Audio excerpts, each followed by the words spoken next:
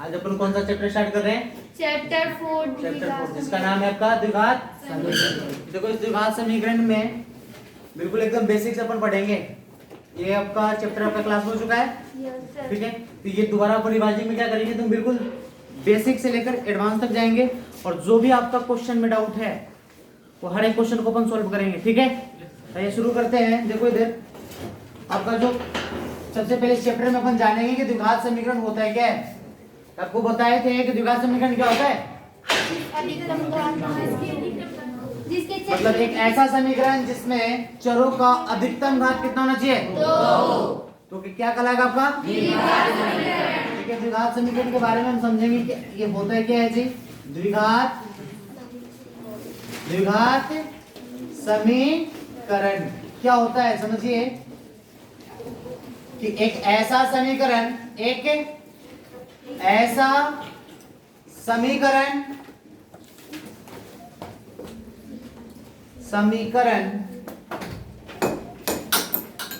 जिसमें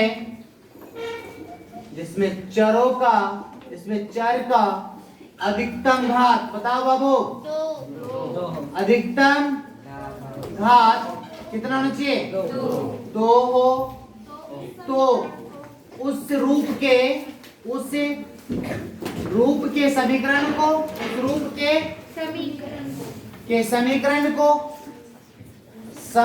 को क्या कहते हैं? बताओ। द्विघात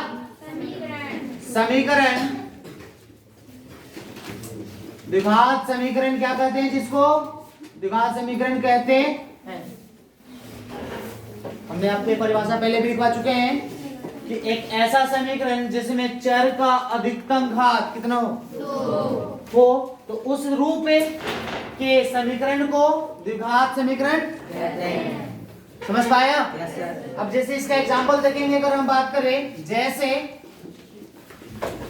की बात करें तो ध्यान दो, 3x square plus 2x plus 4, ये बताओ कौन सा रूप का है? बराबर देखो ये किस रूप का है? क्यों? क्योंकि इसमें अधिकतम घात कितना है चर का? क्या हम इसको बोल सकते हैं क्या?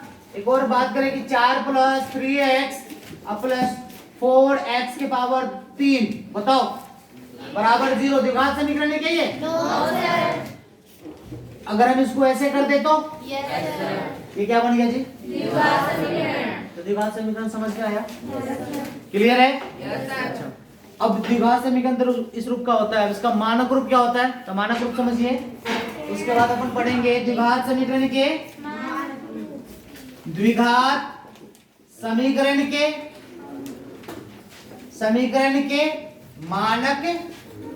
रूप। अब द्विघात समीकरण के मानक रूप क्या होता है? तो ध्यान दीजिए, इस द्विघात समीकरण का मानक रूप आपका होता है ax square plus bx plus c बराबर 0। ये किस रूप को क्या बोलेंगे हम? द्विघात समीकरण के मानक रूप। समझ पाया? अब इसमें यहाँ पर अगर हम बात करें तो a क्या है? बताओ a क्या है? x स्क्वायर का गुणांक। और बताओ b क्या है जी? x का गुणांक। c बराबर और c क्या हो जाएगा आपका? अचर। बोलो कोई दिक्कत? No sir. समझ पाए? लेकिन यहाँ पर ध्यान दीजिए, लिखेंगे जहां a नॉट इक्वल टू क्या होना चाहिए जी? 0 तथा ये a का मान क्या नहीं होना चाहिए आपका? 0। मतलब x स्क्वायर का गुणांक कभी 0 नहीं होना चाहिए। तब ये क्या कहलाएगा आपका? द्विघात। समझ पाए? अगर हम बात करें जैसे यहाँ पे एग्जांपल दिए थे कि 3x square plus 2x plus 4 बराबर 0 में बताओ a का मान कितना है? 3। a का मान कितना है? 3। चिन्ह के साथ लिखेंगे तो 3 वैसे भी तो लिख सकते हैं, ये प्लस में तो है। b का मान बताओ, 2। c का मान बताओ, 4। 3 कैसे लिखे? जो x स्क्वायर के साथ जो गुना में संख्या है, ध्यान से सुनना, जो x स्क्वायर के साथ जो संख्या गुणा में है ना वही किसका मेल हो गया? ए का। x के साथ जो संख्या गुणा में वो बी का। और जो केवल संख्या है अचर पद है वो सी का। कभी कभी आपको ऐसे भी दे सकता है कि x square minus x plus 5, इसमें बताओ ए का मान कितना है? कुछ नहीं है तो कितना होता है? अच्छा इसमें बताओ बी का मान -1 क्यों? अचर पद कितना है? -1 से गुणा करेंगे तो आ जाएगा ये प्लस सॉरी और उसके बाद सी का मान 5। अच्छा अगर मान लेते हैं कि यहाँ एक्स स्क्वायर प्लस 5 है तो क्या ये द्विघात समीकरण है? बराबर 0 कर देंगे, बराबर 0 द्विघात समीकरण है ये? क्यों है? अधिकतम घात कितना है? 2। द्विघात समीकरण हो गया। इसमें ए का मान बताओ, बी का मान कुछ नहीं है तो क्योंकि एक्स का गुणांक है क्या कोई? क्या हो गया आपका? और सी का मान 5। अब हमें नहीं लगता है कि आपको एबीसी की मान निकालने में दिक्कत आएगा। आपको बहुत काम आने वाला है। इसका हम पर मान पढ़ चुके हैं चैप्टर नंबर 3 में। ये जो आपका बहुपद था ना उसमें बहुपद वाले चैप्टर में इसमें आपको बता रखे हैं इसका मान ये कैसे निकालते हैं। ठीक है। अच्छा अब नेक्स्ट हमने पढ़ लिया द्विघात समीकरण, पढ़ लिया द्विघात समीकरण के मानक रूप पढ़ लिया। अब द्विघात समीकरण के हल समझेंगे।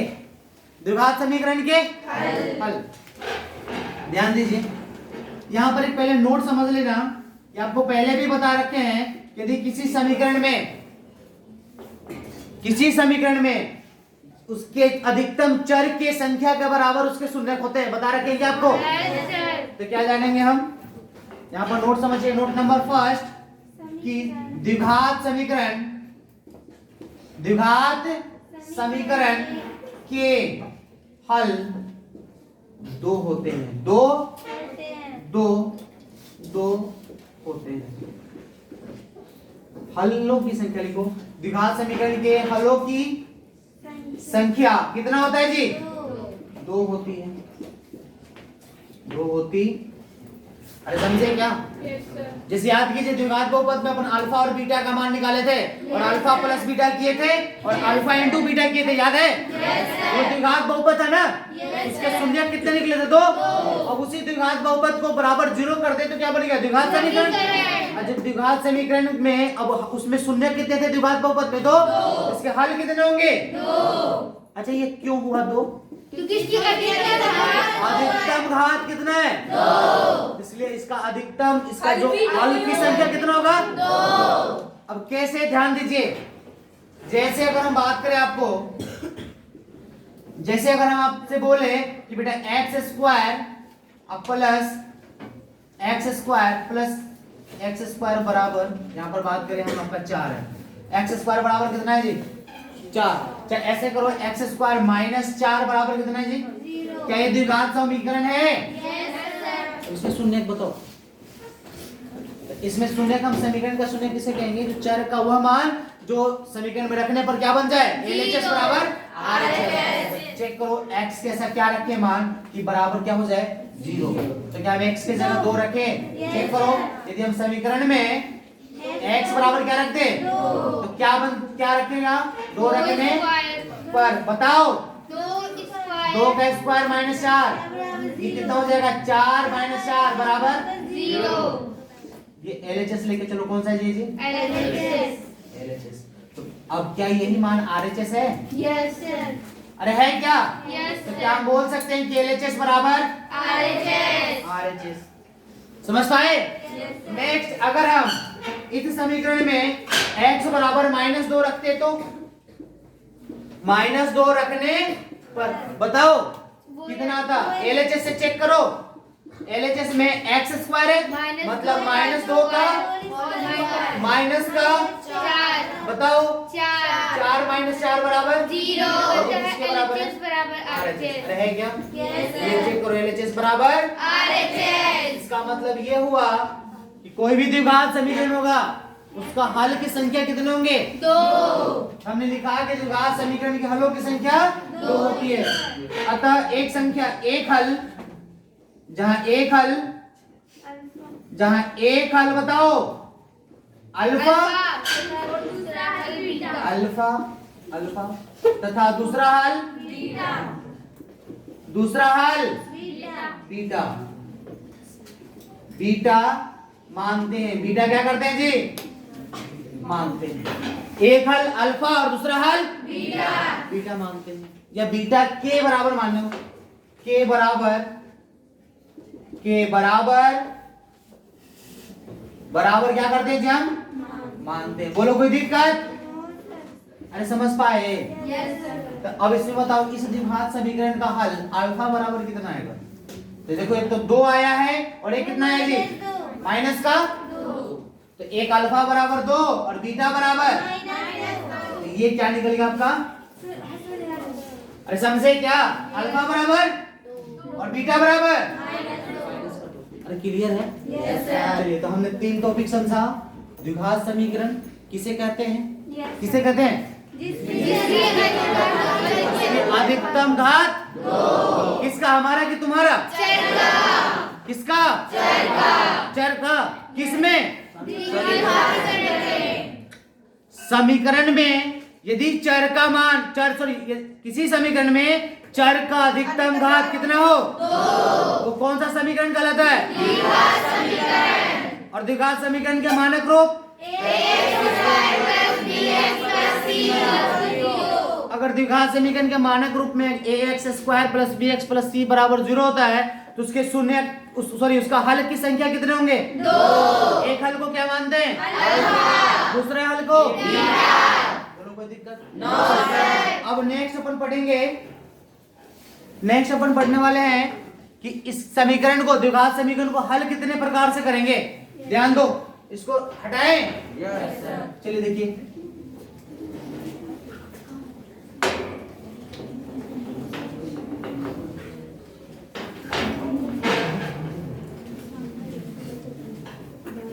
देखो बहुत इजी कंसेप्ट है सबका, इस चैप्टर का, और ये आपके एग्जाम में पूछे जाएंगे इससे क्वेश्चन, समझे क्या?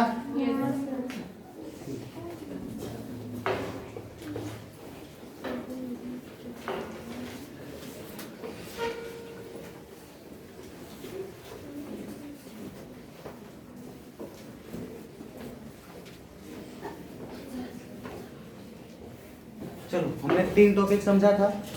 अब अपन नेक्स्ट हेडिंग बनाएंगे जिसका नाम है द्विघात समीकरण के हल के प्रकार। द्विघात समीकरण के हल करने की विधि लिखो। द्विघात समीकरण के, द्विघात समीकरण के बताओ हल करने की विधि।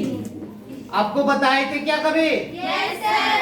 बताओ 3 विधि है। कितने विधि? 3 ध्यान दो।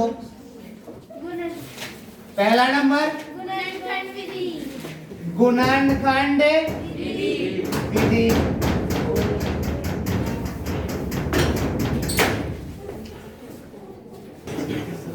पहला नंबर गुणनखंड विधि। दूसरा नंबर पूर्ण वर्ग विधि। पूर्ण वर्ग विधि। और तीसरा नंबर श्रीधराचार्य सूत्र द्विघाती सूत्र। श्रीधराचार्य सूत्र। द्विघाती सूत्र। या इसको क्या बोलते हैं हम? द्विघाती सूत्र। द्विघाती। समझे क्या? ध्यान दो, पहला में क्या पढ़ेंगे अपन? गुणनखंड विधि, दूसरा में पूर्ण वर्ग विधि और तीसरा में देखो ये जो श्रीधराचार्य सूत्र जो है, यहाँ पर द्विघाती सूत्र जो बोले उसको, ये आपका सूत्र इसी से निकाल सकते हैं। इसी मेथड से इसका क्या निकल जाएगा आपका?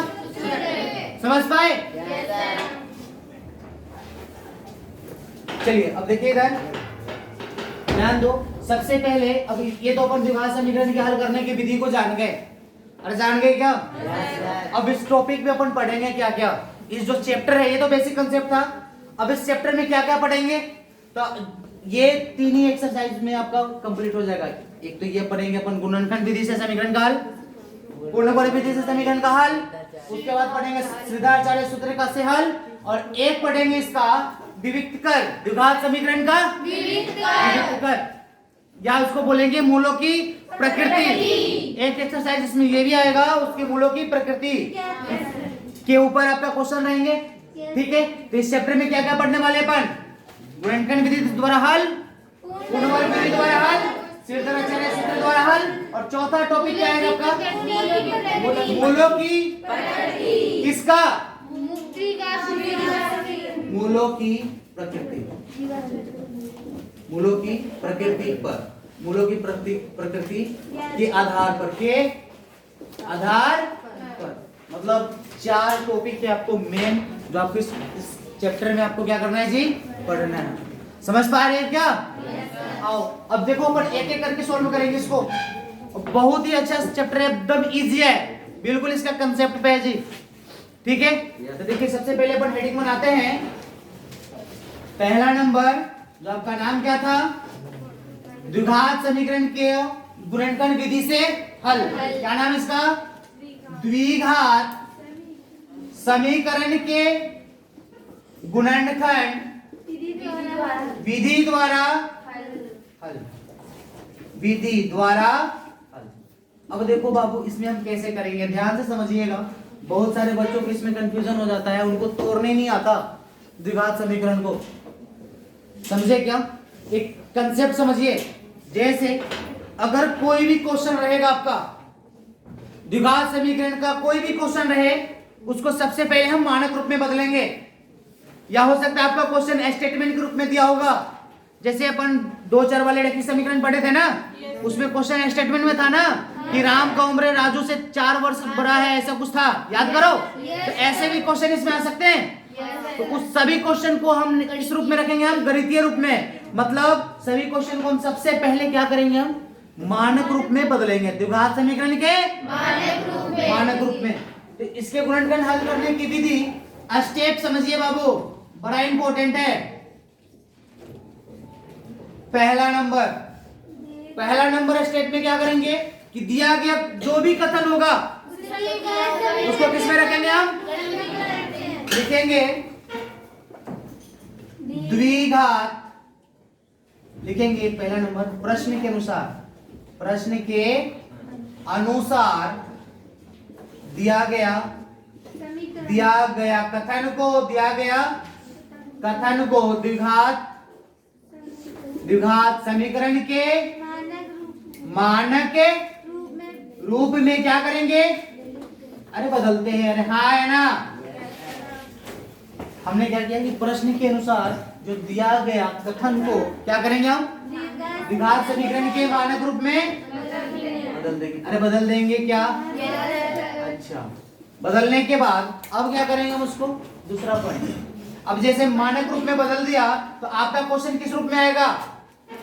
किस रूप में आएगा आपका? ax² प्लस bx c बराबर 0। इस रूप में आएगा क्या? अब क्या करेंगे हम उसके दूसरा स्टेप, ध्यान दो बाबू, सीखो। दूसरा स्टेप में क्या करेंगे कि अब हम इसमें a और c को गुणनफल देखेंगे। किसका? a और c को क्या करेंगे हम?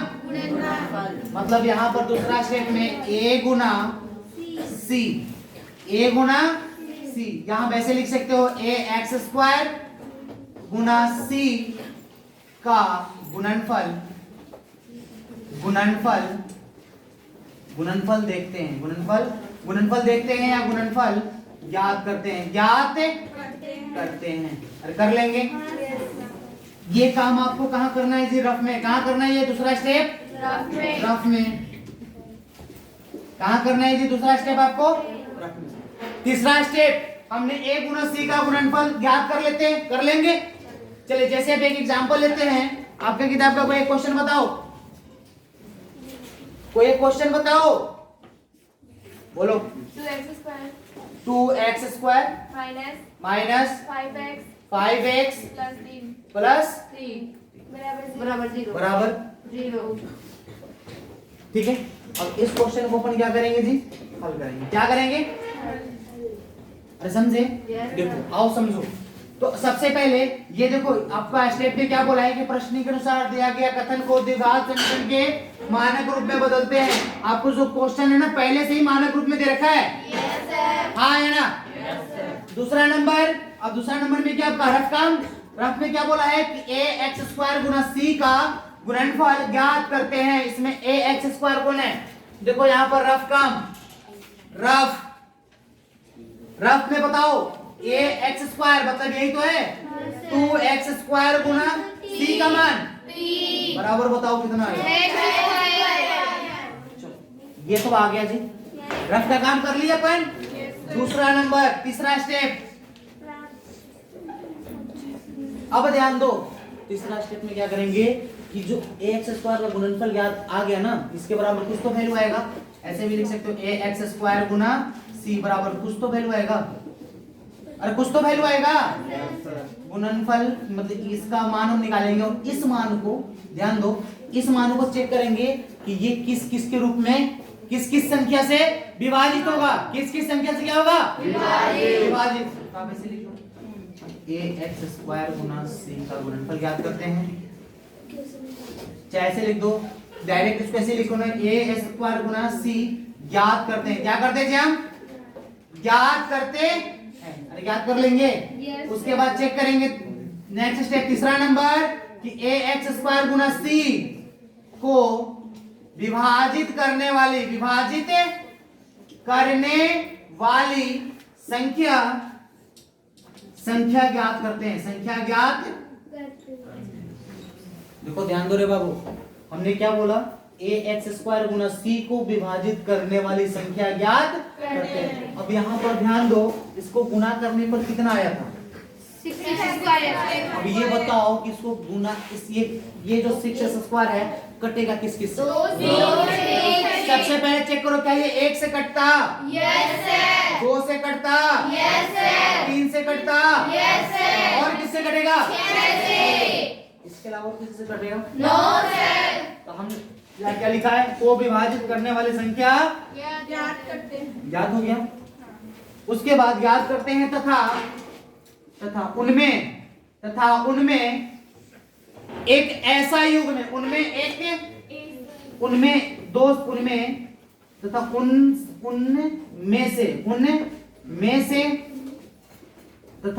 से या ऐसे लिख सकते हैं, तथा उसमें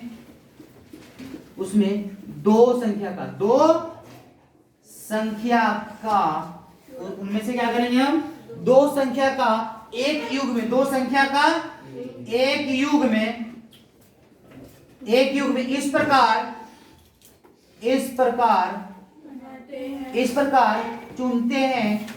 इस प्रकार चुनते हैं कि योगफल बराबर क्या आना चाहिए? dx। योगफल बराबर कितना? dx। योगफल या घटाओ, योगफल या क्या करना चाहिए? घटाओ। योगफल या घटाओ बराबर कितना जी? dx। और दूसरा पॉइंट,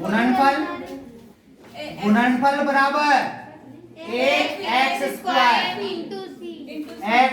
इंटू सी। मतलब गुना, सॉरी, या तो जोड़ दे या तो घटा दे, क्या आना चाहिए आपका? dx। और गुणनफल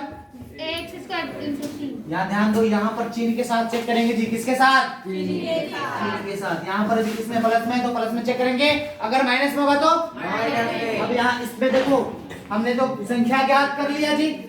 ज्ञात करने के बाद अब हम इसमें से दो संख्याओं का एक युग्म बनाएंगे इस प्रकार कि गुणा करने पर ये प्राप्त हो ए एक्स स्क्वायर। यही तो ध्यान दो, गुणा करने पर ए एक्स स्क्वायर गुना सी, और जोड़ने या घटाने पर क्या प्राप्त हो? dx के साइन कितना है? -5। अब चेक करो गुणा करने पर कौन सी संख्या अच्छी आ रहा है? क्या 1 में 2 से गुणा करेंगे तो आएगा? No sir. तो कोशिश करना, 1 को लास्ट से चेक करेंगे। 1 को किससे? लास्ट से। 1 गुना 6 आ रहा है क्या? 6। 1 गुना 6 आ रहा है? Yes sir. इसमें चेक कर दो, जोड़ दे या घटा दे? क्या कर दे? घटा दे। घटाएंगे तो -5x तो आ जाएगा, लेकिन यहाँ पर प्लस में है। ध्यान दो, ये मान किस में था? यहाँ पर प्लस में। ये किस में था? तो आपको प्लस में आना चाहिए। अब इसमें घटाएंगे तो या तो हम 1 को माइनस में रखें, या हम किसको माइनस में रखें? या तो हम 1 को रखें या किसको? 6 को। इन दोनों में से किसी एक को माइनस में रख के चेक करो। क्या अगर हम 1 रखेंगे और -6 करेंगे तो कितना आएगा? -5 तो आ रहा है। और इन दोनों को गुणा करके चेक करो, क्या आपका 6x² आ रहा है? क्या 6x² आ रहा है? नहीं ना? जब 6x² नहीं आ रहा है इसका मतलब हम 1 और -6 क्या करेंगे? नहीं लेंगे। अब कौन सी संख्या लेंगे हम? 2 3 चेक करो 2 और 3। अब इसमें इससे पहले एक और चेक कर लेते हैं। एक बार हम इसको 6 को माइनस में रखे थे, एक बार हम किसको रखेंगे? 1 को। 1 -1 प्लस 6 बराबर कितना आएगा? 5। ये तो संभव है ही नहीं, ये भी नहीं लेंगे हम। अब दोनों के एक बार माइनस में रख के चेक करो, -1 और -6 ये कितना है? माइनस के साथ, ये भी संभव नहीं है। समझ पाए? Yes sir. अब कौन लेंगे हम? -2 अब 1 और 6 तो लेना नहीं है, बचा कौन सा? 2 3 2 और 3 को चेक करो, 2 और 3 एक बार दोनों को जोड़ दो, कितना आ रहा है? 5। संभव नहीं है, माइनस में आना चाहिए। माइनस में लाने के लिए दोनों को क्या कर देंगे हम? माइनस। तो -2 -3 कितना आएगा? गुना करके दोनों को चेक करो, यस सर। आ रहे हैं क्या? Yes sir. ये वाली संख्या को क्या करेंगे हम? बन गया। यहाँ पर देखो योगफल और घटाव आ रहा है, गुणनफल आपको आ रहा है, अरे आ जाएगा। उसके बाद अब नेक्स्ट यहाँ पर अब स्टेप नंबर 4, ये आपको बेटा रफ काम नहीं है। ये रफ काम कौन सा था? 2 और 3। रफ काम कौन सा था आपका? 2 और 3। अब चौथा काम में क्या करेंगे? चौथा स्टेप में, तो अब चौथा स्टेप में क्या करेंगे कि जो आपका युग्म प्राप्त होगा उन युग्म को bx के स्थान पर रखेंगे। उस युग्म को कहाँ रखेंगे हम? bx के स्थान पर। लिखेंगे चौथा स्टेप में कि प्राप्त युग्म को, ध्यान दीजिए क्या करेंगे जी? प्राप्त युग्म को bx के स्थान पर क्या करते हैं जी? रखते हैं। bx के स्थान पर रखते हैं। रखो, इसमें ध्यान दो, ये हमने दूसरा और तीसरा स्टेप रफ काम था, दूसरा तीसरा स्टेप कर लिए। अब इसके बाद नेक्स्ट क्या करेंगे जी? हम ध्यान दीजिए, अगर हम लिखेंगे 2x², अब bx की जगह कौन है? ठीक है, इसके जगह क्या रखेंगे? इसका चिन्ह चेक करो। अब इसमें से कोई भी पहले लिख सकते हो, कोई भी बाद में। कितना आएगा तुम्हारा? -2x और उसके बाद कितना है? माइनस का 3x प्लस का बराबर। उसके बाद देखो स्थान पर bx के स्थान पर रख दिए, क्या चेक करो? यही तो bx था, इसके स्थान पर देखो हमने ये रख दिया। अरे हाँ है ना? इसको रखने के बाद रख कर हम क्या करते हैं? रख कर क्या करते हैं? दो पदों का क्या करेंगे? उभयनिष्ठ निकालेंगे। रख कर ऐसे लिखो, स्थान पर रख कर क्या करेंगे हम? दो पदों का क्या करेंगे हम? उभयनिष्ठ ज्ञात करते हैं। उभयनिष्ठ क्या करते हैं जी? हम ज्ञात करते हैं। अच्छा बाबू ध्यान दो, हमने दो, इसको रखने के बाद ये कितने पद बन गए जी? 4। अब दो पदों का क्या कर लेंगे हम? उभयनिष्ठ। ध्यान दो, पहले इन दोनों का उभयनिष्ठ लेंगे, फिर उसके बाद लो इन दोनों में कॉमन क्या दिखाई दे रहा है? 2x कॉमन दिखाई दे रहा है। बचा कितना? कितना बचा जी? x और यहाँ पर माइनस का 1। अब यहाँ पर ध्यान दीजिए, अब इसमें कॉमन इस प्रकार लेंगे कि जो आपका इसमें उभयनिष्ठ है ना, ब्रैकेट के अंदर, वही ब्रैकेट के अंदर वही उभयनिष्ठ इन दोनों को भी आना चाहिए। इन दोनों को भी वही उभयनिष्ठ आना चाहिए। तो अब यहाँ पर ध्यान दो, ब्रैकेट के अंदर क्या है जी? एक माइनस में और x किस में? प्लस में। यहाँ पर देखो, अगर हम डायरेक्ट 3 ले लेते तो ये यहाँ पर प्लस में बसता, हाँ है ना? तब हम क्या करेंगे इसको? माइनस में। माइनस कितना कॉमन ले? क्या बचा? माइनस बाहर गया तो x बचा और माइनस में कितना बचा? ब्रैकेट खोलेंगे तो इस रूप में आ जाएगा बराबर 0। अब इन दोनों को फिर क्या कर लेंगे? हम उभयनिष्ठ ले लेंगे। फिर उसके बाद उभयनिष्ठ क्या करते हैं? 5वां स्टेप में क्या कर ले बाबू? उभयनिष्ठ पदों को फिर क्या करेंगे हम? उभयनिष्ठ पदों को फिर उभयनिष्ठ कर लेंगे। ध्यान दो, देखो दोनों में उभयनिष्ठ है, अरे बोलो। इन दोनों को क्या करेंगे? फिर उभयनिष्ठ ज्ञात करेंगे। हाँ, फिर उसके बाद क्या लेंगे? पुनः उभयनिष्ठ पदों को क्या करेंगे हम? पुनः उभयनिष्ठ लेने पर, पुनः उभयनिष्ठ लेने पर। बताओ अब इन दोनों में से उभयनिष्ठ कौन है? x माइनस बचा यहाँ कितना बताओ, 2x minus 3 माइनस 3 बराबर 0 देखो पांचवा स्टेप तो आ गया। छठा स्टेप में क्या करेंगे, दोनों गुणनखंडों को क्या कर देंगे हम, दोनों गुणनखंडों को करेंगे क्या हम, अरे बोलो, 0 बराबर दोनों गुणनखंड को क्या करेंगे हम, 0 जीरो के बराबर। अरे हाँ है ना। Yes, sir. उसके बाद छठा स्टेप में, छठा स्टेप दिखाई दे रहा है क्या, No, sir. पांचवा दिखाई दे रहा था। Yes, sir. देखो छठा स्टेप, यहाँ ध्यान दो, छठा स्टेप हम लिख रहे हैं step number 6, step number Yes, sir. ध्यान दीजिए। स्टेप नंबर 6 में क्या करेंगे हम, स्टेप नंबर 6 में देखो, चाहे इसको ऐसा करो, यही पर रख के लिख लेते हैं, इसको हटाए ना। Yes, sir.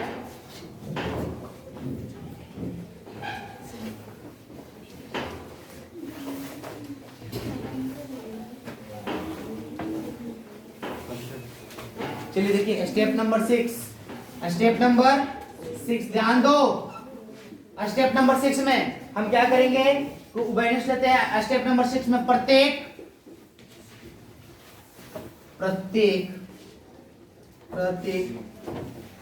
अब देखो ये क्या बन गया जी, गुणनखंड बन गया। क्या बन गया ये, गुणनखंड प्रत्येक पद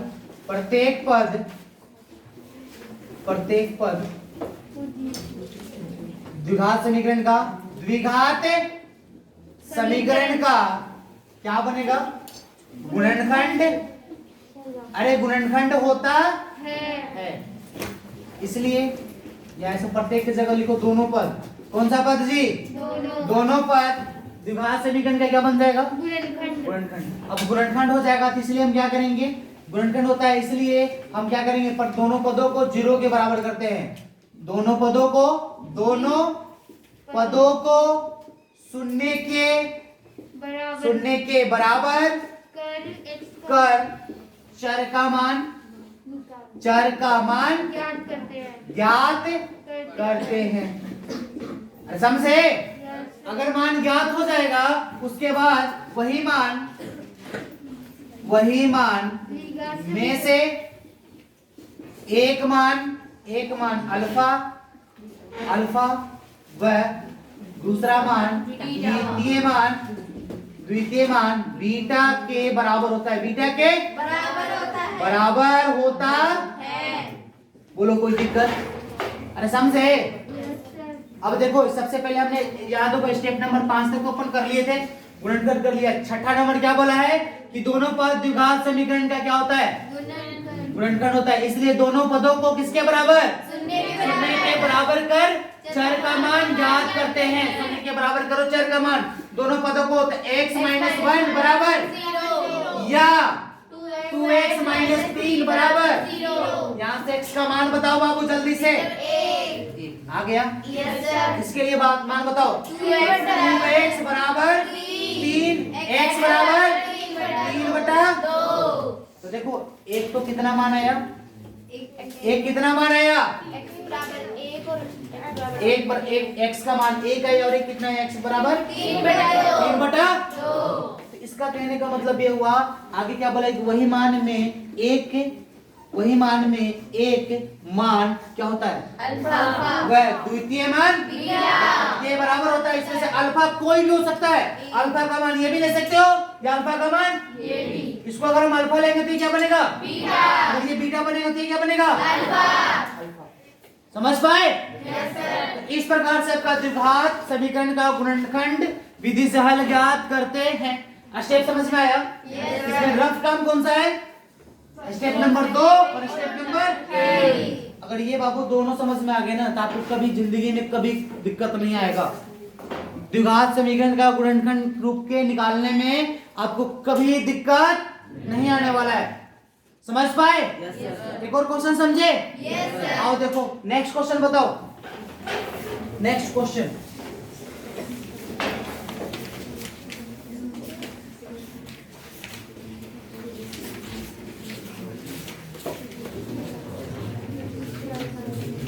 स्क्वायर माइनस 3x माइनस 10 कितना है,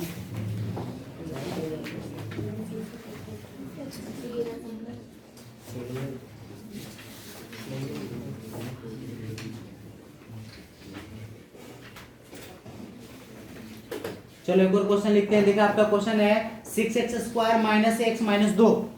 एक क्वेश्चन है आपका। अब देखो ध्यान दो, यहाँ पर दिखाई दे रहे क्या? Yes. देखो क्वेश्चन क्या है जी, क्वेश्चन समझिए। क्वेश्चन बोलो। 6x² minus 2 बराबर 0। इसको हल किसे करना है? एक बार फिर से समझो स्टेप को। अगर एक बार आपके दिमाग में बैठ गया ना तो फिर आपको ये स्टेप समझने की जरूरत नहीं है, आप खुद धूम मचा सकते हो। क्या आपका क्वेश्चन यही है ना? Yes, sir. अब जब ये क्वेश्चन है तो इस क्वेश्चन को हल किस विधि से करना है? अगर आपको बोलेगा कि इस क्वेश्चन को किस विधि से करें? गुणनखंड विधि से। आओ देखो गुणनखंड विधि से कैसे करें हम। बहुत प्यारा क्वेश्चन है। सबसे पहले हम क्या करेंगे, क्वेश्चन को याद करो कि प्रश्न के अनुसार दिया गया कथन को द्विघात समीकरण के मानक रूप में लिखेंगे हल। क्या लिखेंगे जी? अब यहाँ पर ध्यान दो, दिया गया समीकरण यही तो है। क्या लिखेंगे? दिया गया समीकरण। बोलो बाबू। अरे नहीं बोलेगा सर।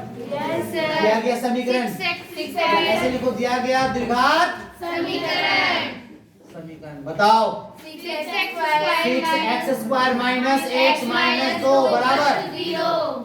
यही तो क्वेश्चन है। Yes, sir. अच्छा, अब चेक करो क्या ये मानक रूप में ज्ञात है?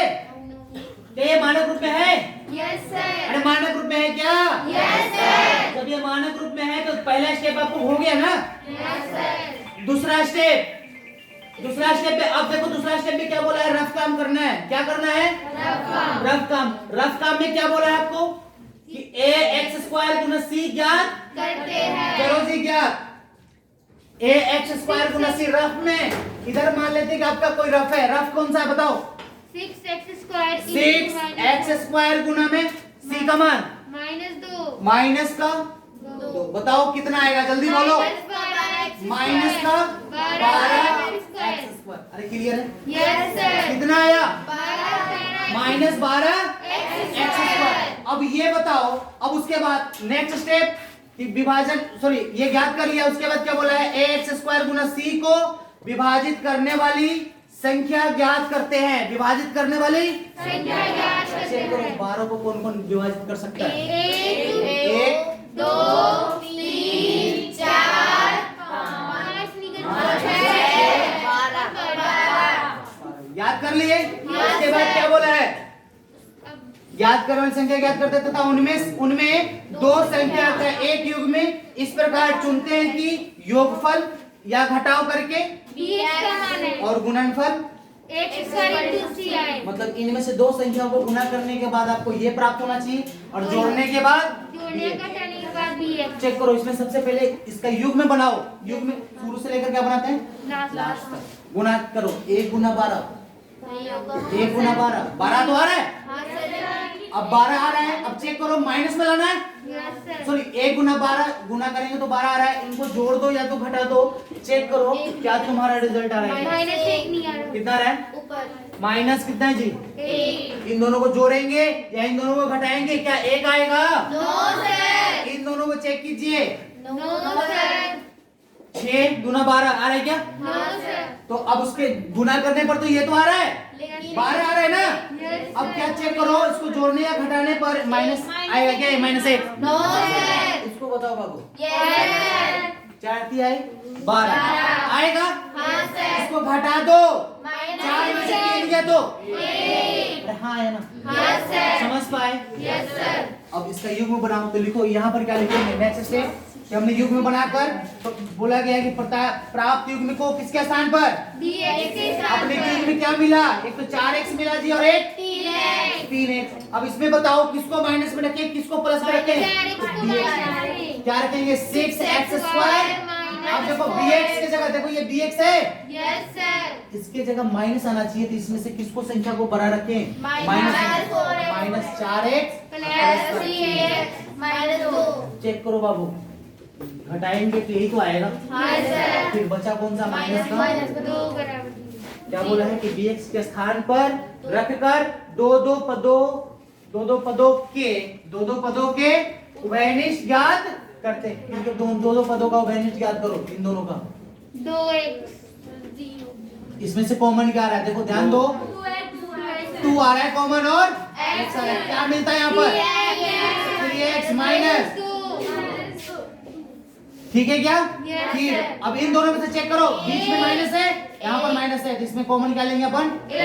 कोई कॉमन नहीं होगा तो यहाँ कितना आएगा 3x माइनस बराबर क्या था इधर 0, इधर भी अरे है क्या? अच्छा अब बताओ आगे नेक्स्ट। इनमें से भी कॉमन अब उसके बाद क्या बोला है? उभयनिष्ठ दो दो पदों को उभयनिष्ठ याद करते हैं और पुनः उभयनिष्ठ पदों को पुनः उभयनिष्ठ लेने पर ले लो, लेते हैं लिखो, लेते आओ जी, देखो कितना बनेगा 2x, इसमें से कॉमन क्या आ रहा है दोनों में से 3x माइनस 2 क्या बचेगा बताओ 2x 2x प्लस बराबर 0। अब जब ये हो गया उसके बाद स्टेप नंबर 6 देखो, यहाँ है क्या बोला है? दोनों पद द्विघात समीकरण का गुणनखंड होता है, इसलिए दोनों पदों को शून्य के बराबर कर चर का मान ज्ञात करते हैं। दोनों पदों को क्या करेंगे हम? 0 के बराबर करेंगे।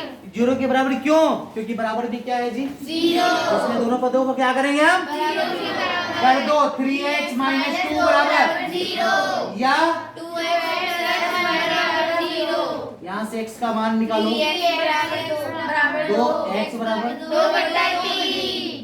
2/3 या अब इसमें चेक करो, यहाँ बताओ x बराबर -1 अरे हाँ है ना, और या x बराबर -1/2। तो बताओ अल्फा और बीटा का मान क्या होगा? अल्फा बराबर 2/3 अगर लिखेंगे अल्फा बराबर 2/3 और बीटा बराबर -1/2। इस युग्म को हल लिखने का तरीका हम इसको ऐसे भी लिखेंगे 2/3 -1/2 लिखेंगे। तो इस द्विघात समीकरण इतना का हल ये होगा। लिखने का तरीका देखो हम ऐसे लिख सकते हैं, अतः दिया गया द्विघात समीकरण के दो हल कौन कौन होंगे बताओ? 2/3 -1/2 उत्तर। समझे क्या? तो इस प्रकार से अपन क्वेश्चन सॉल्व करेंगे तो गुणनखंड विधि से समझ में आ जाएगा। अगर आपको समझ में नहीं आ रहा तो वीडियो को बार बार देखो। क्या करेंगे हम? वीडियो को बार बार देखेंगे, रोक रोक के चेक करो, आपको समझ में आएगा। और प्रैक्टिस खुद से करो। अरे कर सकते हैं क्या? तो जाइए धूम मचाइए, ठीक है। नेक्स्ट वीडियो में मिलते हैं आपका नेक्स्ट क्लास में, ठीक है क्या? नेक्स्ट जो आपका टॉपिक है वो किस में मिलेंगे अपन? नेक्स्ट क्लास में मिलेंगे नए वीडियो के साथ। अरे ठीक है, समझ में आया? चलो थैंक यू।